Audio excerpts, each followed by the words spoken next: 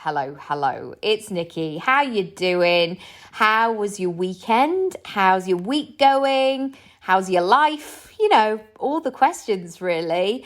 I am having a couple of hours to myself. Today is an inset day for my children, which I only realised on Friday. And when you make your weekly plan and you look at your calendar and think, hang about, that looks like... And yes, I was correct. I had been wrong. And yes, some last minute plans were made. All right, today I want to talk about sludge. And you may wish to use a different word or a different visual for this.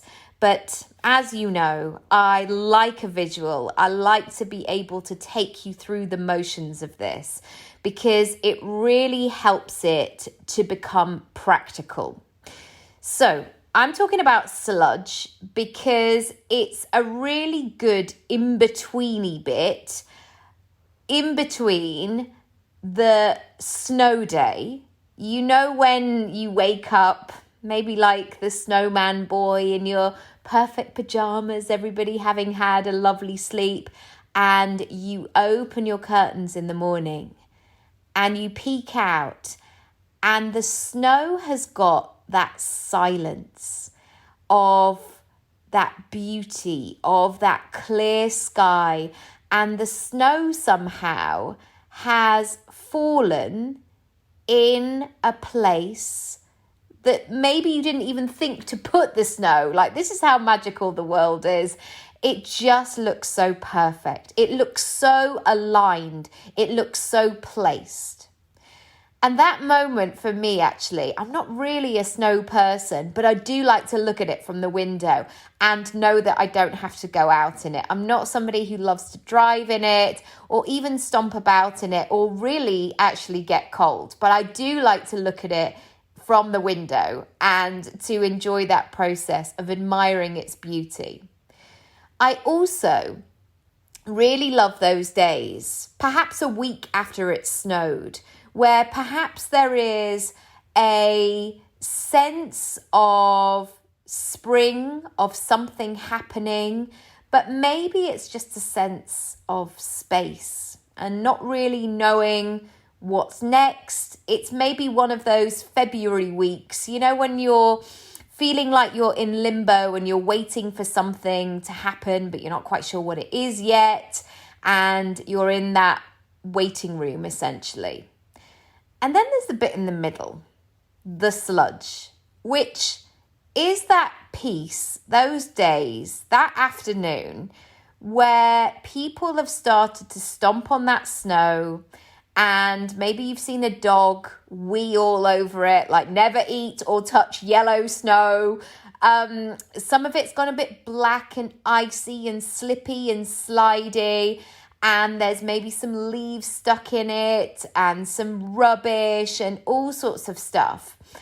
And whenever it gets to that point, I always want it to either go back to the beauty, the alignment, the fresh coat of snow, or I'm ready for the next bit of it to be cleared and to move. And even though I'm not sure what it is yet, to go through that. And the sludge analogy has been really useful for me in my life as I'm making moves. And I would love to say that I am somebody who is completely aligned all the time. I'm in flow, I'm in ease, I've got a plan, it's all going great, la la la la la. And believe me, I count my blessings. My goodness, I count my blessings each and every day. And it's a practice. Because sometimes I want to listen to that voice in my head that's like, it's not happening quick enough. You're not good enough.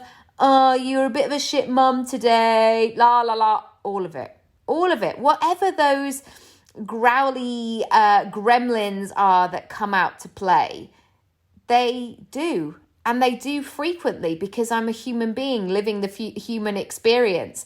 And there's nothing like a bit of hormones or a bit of perimenopause, or a lack of sleep, or feeling stressed or overwhelmed, it's almost as soon as that happens, that team of gremlins, they come out to play like, here we are again, let's do that. So even though I generally, and this is what I go for really, am in that sort of flow and really assessing things and reflecting things and really being in my body and being in the world and trying to be in that alignment of creating that snow perfect picture, sometimes I will have those days of sludge. I will also have those days where everything feels very uncertain. Those days where you know something's coming or something's changing, and you want to maybe distract yourself by going, come on then, come on, let's do this thing. And there is such value sometimes in the space and trusting the timing and trusting yourself and being in that moment as well. However, that stage of the sludge, when everything feels a bit discombobulated, I go into a state of clearing, of moving things to the side, of staying in motion.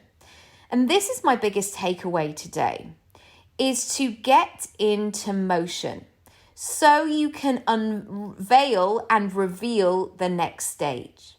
Because the thing with sludge is, unless you move it or you sweep it or you make a decision about it, it's going to stay there a lot longer than necessary.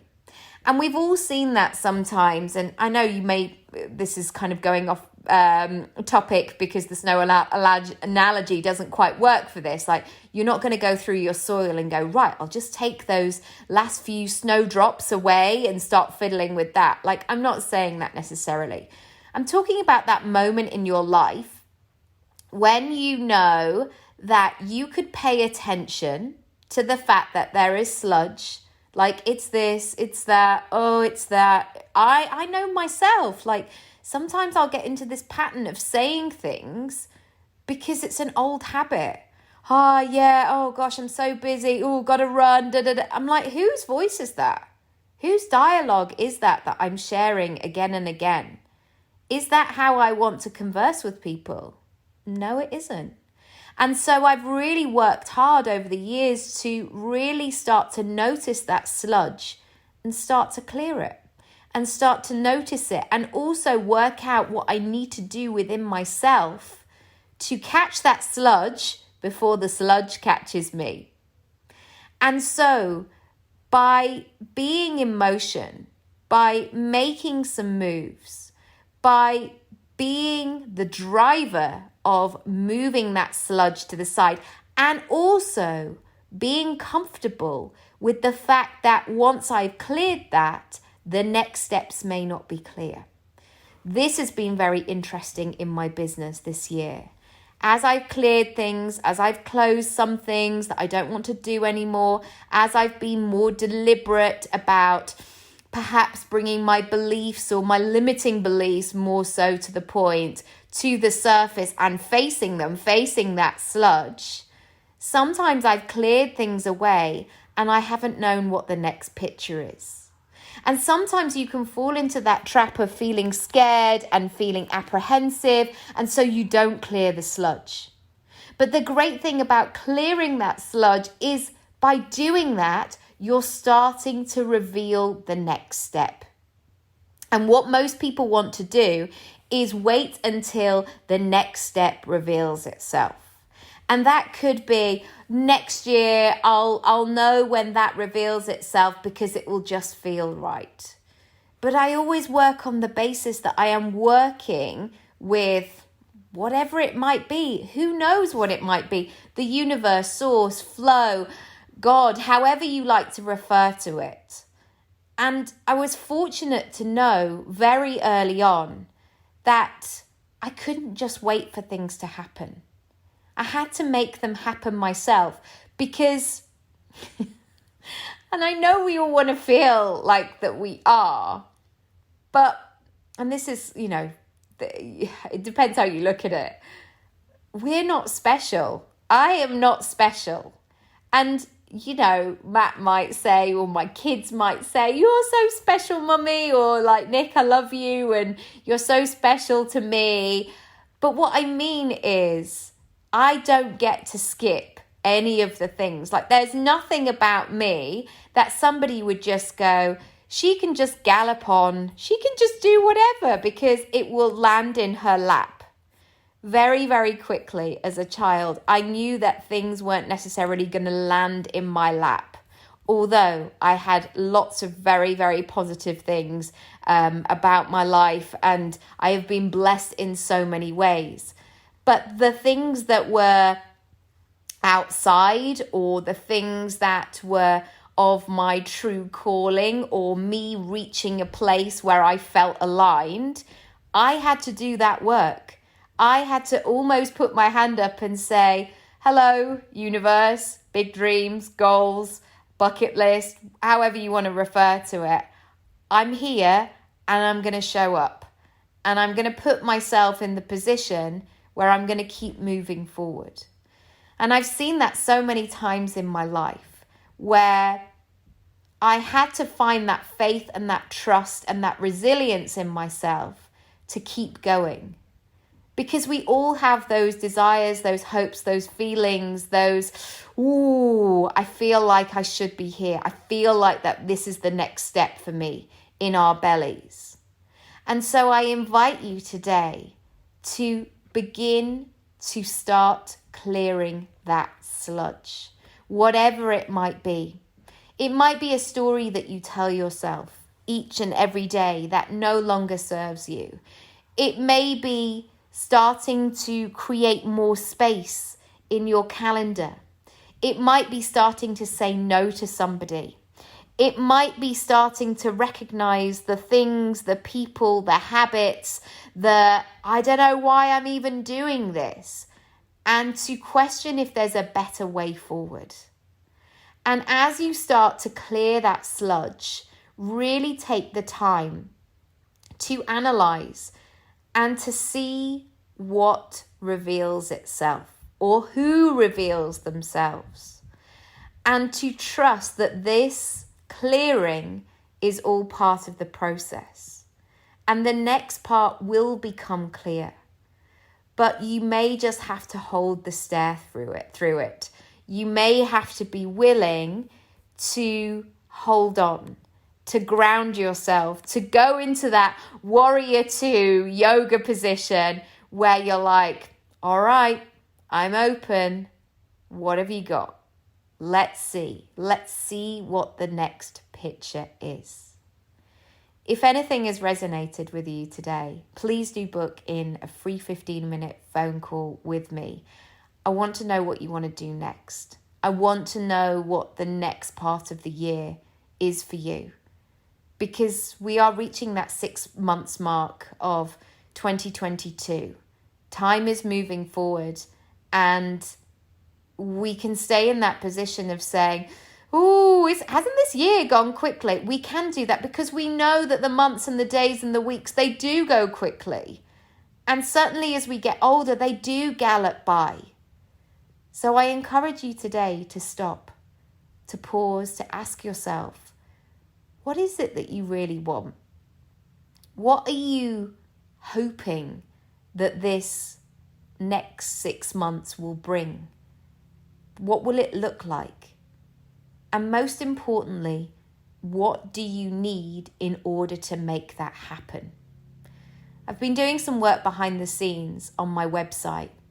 And one of the phrases that keeps coming to me again and again in my own life, but also I invite you to play with it too. Make it real, make it happen. And the first part is so important to the make it happen. Because we can all say, just make it happen. Just do it. Just go for it. But unless you know what that reality is, you're probably never going to make it happen. Unless you refine and define what that means to you, what that reality of it is, you're probably never going to make the moves to make it happen, because how can you? If you don't know what the next steps are and what the final destination is, you're probably going to wander around for a little bit.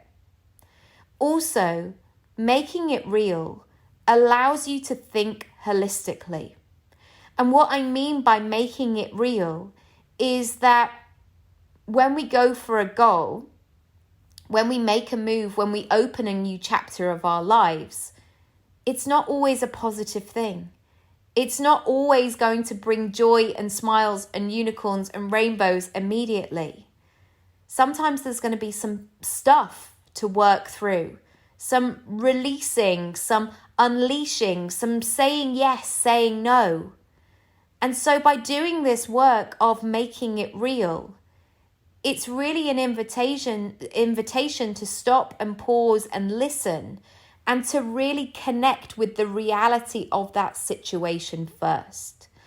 And I often talk on this podcast about turning up the brightness. What does that mean? How can you turn up that brightness so you can see the full picture?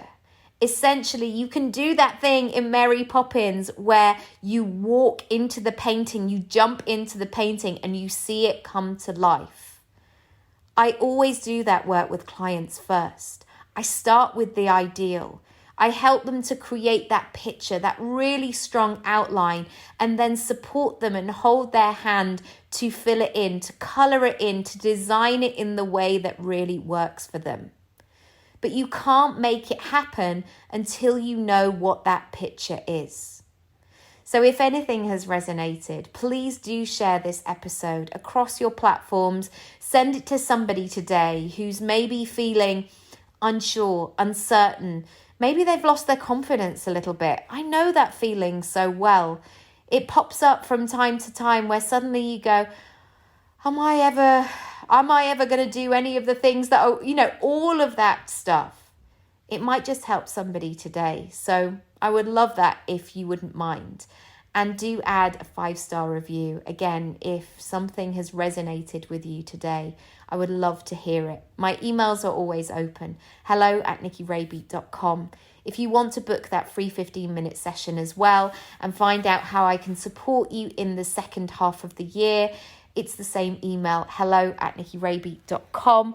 And I can't wait to hear from you. I'm sending you lots of love, and I am excited to hear about the sludge that you're going to clear. All right. Have a lovely day. I'll speak to you soon. Bye.